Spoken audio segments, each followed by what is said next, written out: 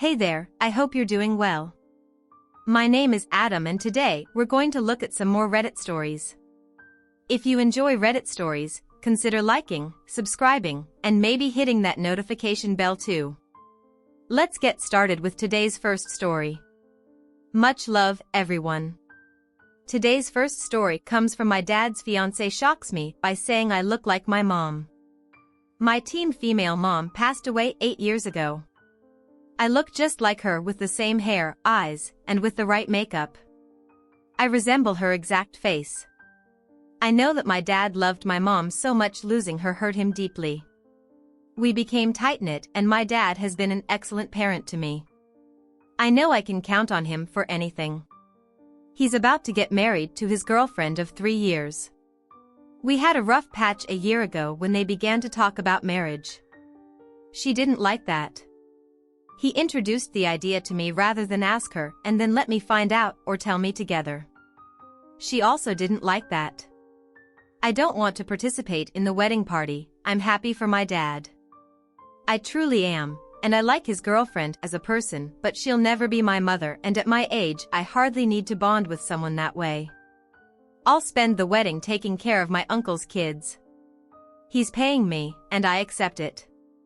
So this wedding is really not a big deal for me. I accepted the invitation to give a small speech about them and that's all. A week or so ago my grandmother, Dad's mom, his fiancée, and I went shopping to get something she wanted. I saw a dress that I liked for the wedding, and so we went to the store so I could try it on. It was an olive dress that matched my hair nicely. I'm a ginger. They complimented me and my grandma said that it looked like my mother because she wore that color. So much, just a tiny comment. We moved on and that was all.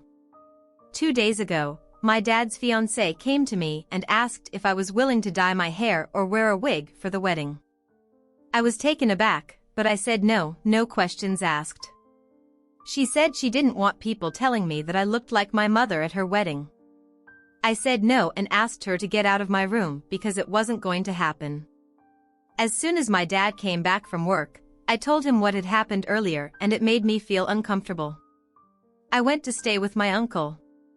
They talked and the wedding was paused because they fought, and his fiancé's family's blaming me because I caused this problem by refusing to compromise on the bride's request. I feel guilty because I didn't mean for this to happen. But sometimes when I try to talk to Dad's fiancée about things that I didn't like or how they made me feel, she treats me as a brat who wants to get her way.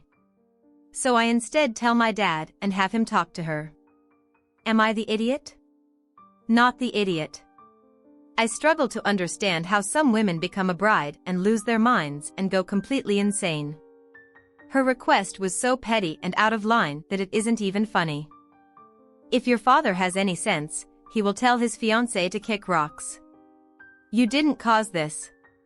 She did. Her insecurities and jealousy about your mom surfaced and she made a really unreasonable request. It's right that the wedding has been put on hold for now. She has some stuff to work through. In addition, your dad was right to talk to you first about the marriage. Fiancé is an idiot for objecting to that.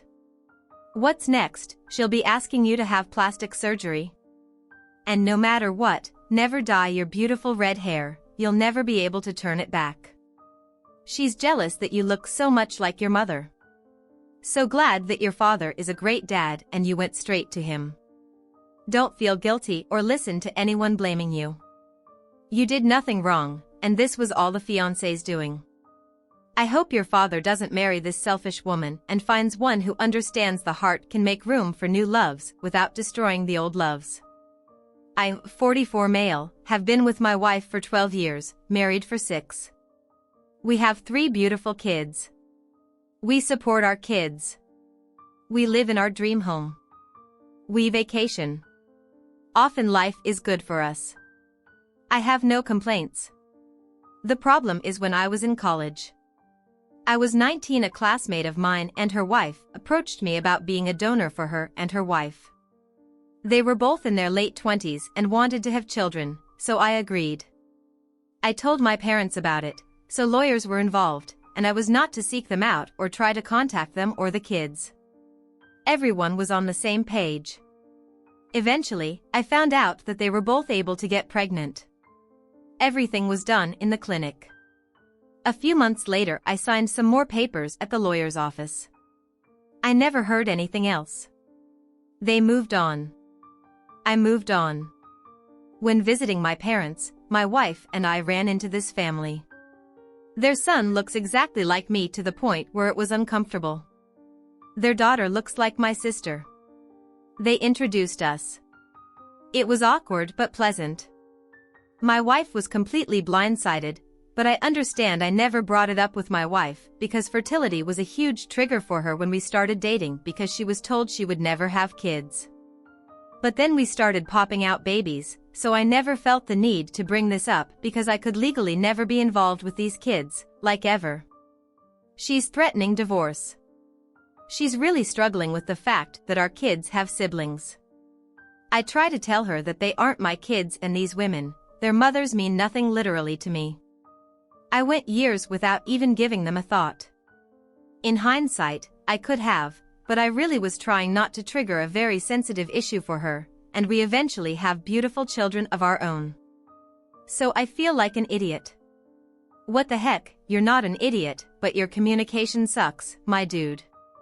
Hella mayo. Yeah, I'd tear you a new one for pulling this stunt too. LMAO, could have totally not been an issue if you had taken 5 minutes. Conversation 12 years ago, you are the idiot. Never mentioning it, did you date for a second and then start trying to have kids? You're wrong for not being open about this. With your wife now, she'll be wondering what else is a lie and if you've withheld anything else from her. You have serious work to do if you want to rebuild her trust in you. Turning this into her problem, I was trying to protect you. Instead of simply admitting and acknowledging you made a mistake, is a great way to wind up divorced. No idiots here. This is a tough one. Legally, you don't have kids just like most donors don't, but I'm not surprised that your wife is shocked and hurt that she found out by being blindsided. It also makes sense that you wouldn't have wanted to bring it up since fertility talks triggered her. You were well-intentioned, but she's entitled to her feelings on this. Hopefully, some therapy will help. You are the idiot, your kids do have siblings. Can you imagine if one of those kids and one of your kids started dating? Besides, you never thought that someday they'd come knocking at your door to get to know their biological father. You made decisions without thinking about the consequences on everybody around you. I'm a 28-year-old male and have been with my lovely girlfriend, 29, for 3 years. We moved in together about a year ago. Other than this problem, our relationship is perfect. She's a smart, compassionate, and successful woman, and I love her very much. I work part-time while my girlfriend works full-time as a nurse. As such, I've taken up more chores around the house, including cooking. I love to cook, so I have no issue doing it. However, my girlfriend's food preferences are so insanely restrictive that it has sucked the joy out of cooking. For me, she refuses to eat anything she deems unhealthy, which means no spaghetti, no hamburgers, no sloppy joes, no chili, nothing. Our go-to meal is grilled chicken with fresh veggies, which is delicious, but not I'll eat this 7 days a week delicious. I'm so bored of eating the same meals over and over. Anything with too many carbs, no. Anything greasy, no. A few times I've made my family's lasagna or grilled some hamburgers, stuff that I want to eat, and my girlfriend would blow up at me, refuse to eat, and guilt me about it. I've reached my limit. I haven't eaten something I like to eat in almost a year. I sat her down a few days ago and said I would start cooking things that I wanted to eat. I would still incorporate her favorite meals during the week, but some days I would cook stuff that I like too. She was furious. She said it was unfair for me to cook something she doesn't like, primarily when she works long shifts and looks forward to dinner. She said that we should both eat healthy meals, whereas she would not eat unhealthy meals. So I'd be selfish to cook something that only one of us could eat. She asked me to make 2 meals. I said that it was unfair for her to expect me to cook 2 separate meals every night. I said she could eat the unhealthy meals, but she chose not to. I told her sorry, but if I'm cooking, I want to make the things I like too. She was so upset that she went to stay with her parents. Now she's calling me an idiot and her family. They all eat only healthy meals. I miss hot dogs and French fries. Am I the idiot? Edit. I also cook and pack my girlfriend's lunch and prepare breakfast on the days that she's home. So I cook 3 times a day on most days. I'm fine with cooking what she wants for breakfast and lunch, but I'd like to have a day or 2 to choose what we have for dinner. Cooking 2 separate meals is not only time-consuming but not exactly financially feasible, since groceries are expensive, especially the ingredients she needs for her meals. I'm burnt out and just want to enjoy the food I like every once in a while. Not the idiot, and I think your girlfriend is being unreasonable. Why can't she batch cook a couple of chicken breasts on a day off, so you can enjoy your burger and she has something readily available? Relationships are about compromise, and I couldn't imagine forcing my spouse to eat only what I want daily. That's unfair, and that's why it makes her the idiot, not the boring meal she chose. Why on Bob's green earth can't your girlfriend eat a leftover dinner? Look a bit more on one night, so she can eat that again the next night, and you can have your frozen pizza. Or why can't your girlfriend cook for herself 1 or 2 days a week on her days off? Or why can't you have your hot dogs and chili for your solo meals, since you work part-time? Everyone's the idiot here, just 2 people who lack the conflict resolution skills necessary for a successful relationship. This kinda sounds like an eating disorder surrounding the obsession with eating healthy more than entitlement, OP, but you'll need some real professional help to get past this. You are the idiot if you don't look into eating disorders because that is exactly what it sounds like, demonizing. Food is not healthy. Also, her inflexibility is very telling. Among other things, I, 29, live with my pregnant fiancé, Sarah, 27, and my cousin, Mira, 18. To make a long story short, I basically raised Mira myself since she was 4 and I was 15. Her parents were extremely negligent, and when I was 20, she moved in with me. While she calls me by my name and calls me her cousin. We basically have a father-daughter relationship. Mira is important to me. She didn't get along with Sarah at first. I think she just hated sharing my attention, but I thought they'd get along well now. Sarah and I have discussed Mira and her situation. While I knew Sarah thought independence was better, I personally think she should stay here while she goes to university. A few days ago, Mira came up to me crying and apologizing. She said she was sorry for being such a burden and hurting me, for not realizing how I felt, and that she would move out and everything. I had no idea what was going on, and when I managed to calm her down, she basically told me that Sarah had talked to her. Apparently, she told her that she was old enough to move out and stop being a burden on me, that she needed to stop taking advantage of my kindness. I got pretty angry and reassured Mira that I loved her and wouldn't kick her out. I was furious and argued with Sarah about it.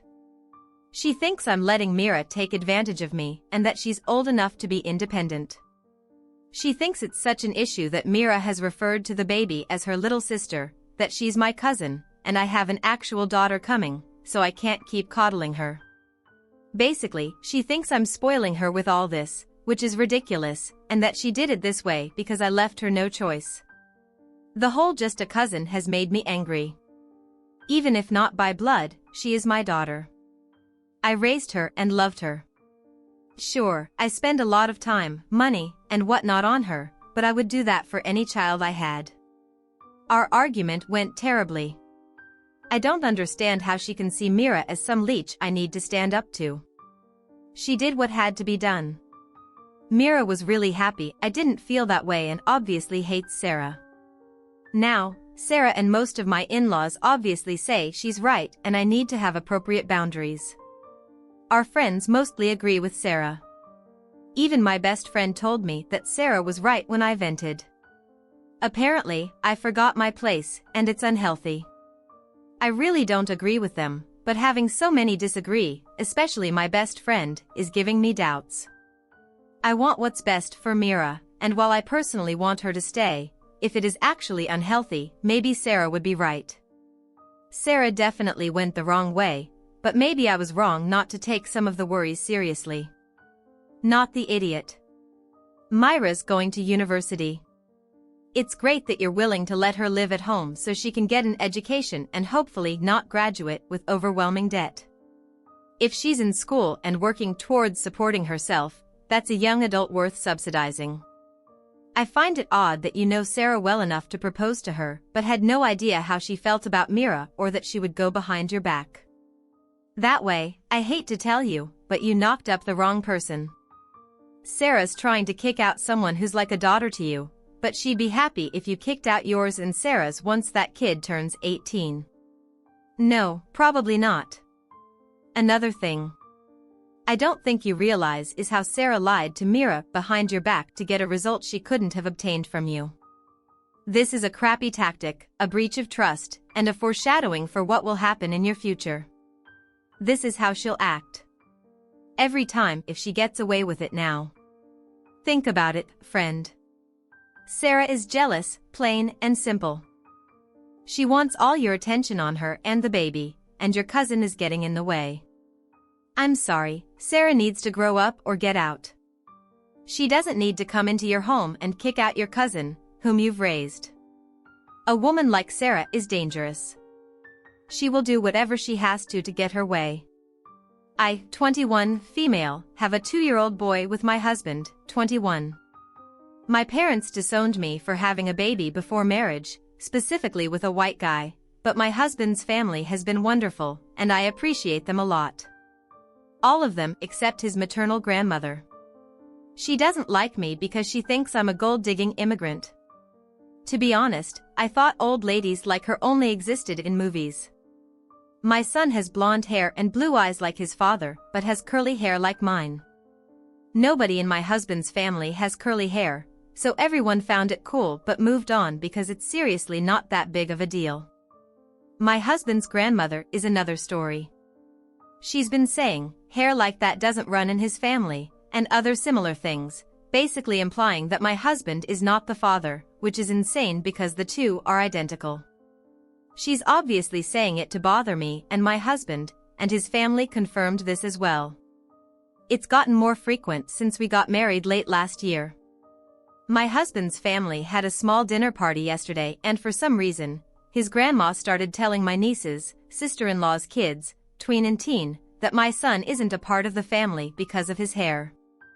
After about 30 minutes of the three discussing my son's blood relation to them, I went to my husband's grandma and I asked her what the deal was. I admit that I was shouting and calling her insufferable, an irritating bug that you just can't get rid of, and then asked her if she cheated on her husband because her children don't have his green eyes. She started crying and told me to stop being ridiculous. I just called her a hypocrite after everyone calmed down. My husband's grandma told me that she knew I wasn't as innocent as I pretended to be and that I needed to learn to respect people older than me. Her husband agreed and said that he's never had an issue with me, but I went too far today, especially since I'm aware that his wife has health problems. My husband, his sisters, and father say I did well, but his mother's begging me to apologize because her mother is very ill and doesn't know any better. It's only an apology, and I don't even have to mean it is what she's saying, but I can't. Maybe I'm being oversensitive like she said. Am I the idiot? Edit, my husband has told his grandmother to stop multiple times. He isn't close to her or his grandfather for many reasons. He wasn't in the room when this whole thing happened, but I'm pretty sure he would have said worse due to their history. Not the idiot.